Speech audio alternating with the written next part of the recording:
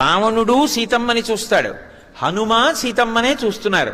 ఇద్దరు చూస్తున్నది ఆవిడ్నే. కానీ హనుమ చూస్తే ఎలా ఉంటుందో చూడండి. ఓ మా తల్లి జుత్తు నల్లగా ఎంత దీర్ఘమైనటువంటి కేశపాశం, దానికో నమస్కారం. మొదటిసారి చూస్తున్నాను మా అమ్మని జీవితంలో, ఇప్పటి వరకు చూడలేదు. మా స్వామి మహాందగాడు, ఆయనకి తగిన ఇల్లాలు మా అమ్మ. మా తల్లి కూర్చుంటే అపసవ్యంగా అస్తవ్యస్తంగా కాకుండా ఎంత పద్ధతిగా కూర్చుందో చూడండి.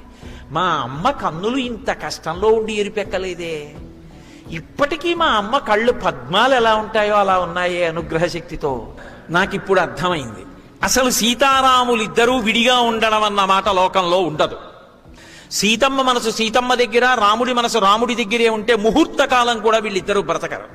సీతమ్మ మనసు రాముడి దగ్గర ఉంటుంది, రాముడి మనసు సీతమ్మ దగ్గర ఉంటుంది. అందుకు వీళ్ళు అన్యోన్యమైన దాంపత్యమైంది. వలవల వలవల వలవల ఏడి చేస్తున్నారా అన్నట్టుగా కళ్ళంబట ధారలుగా నీళ్లు పడిపోతున్నాయి.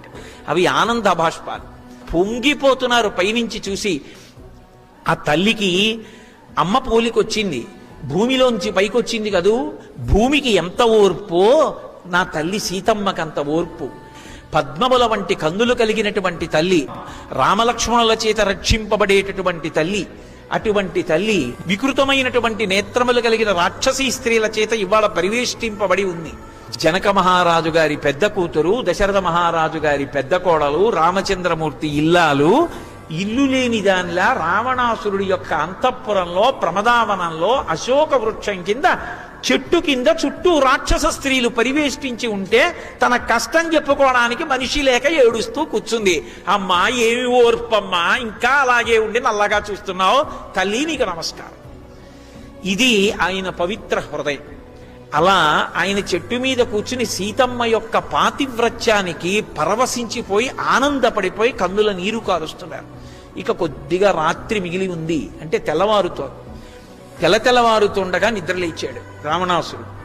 నిద్రలేస్తూనే అశోకవనంలో ఉండేటటువంటి సీతమ్మ జ్ఞాపకానికి వచ్చి కామాతురత పొందాడు. కామాతురత పొంది జారిపోతున్నటువంటి బట్టని పైకి లాక్కుని విలాసంగా వ్రేలాడుతున్నటువంటి ఉత్తరీయం అంగదానికి తగులుకుంటే దాన్ని సరుదుకుంటూ అశోకవనానికి బయలుదేరాడు. కొంతమంది కాంతలు బంగారు కాగడాలు పట్టుకుని అనుగమించారు.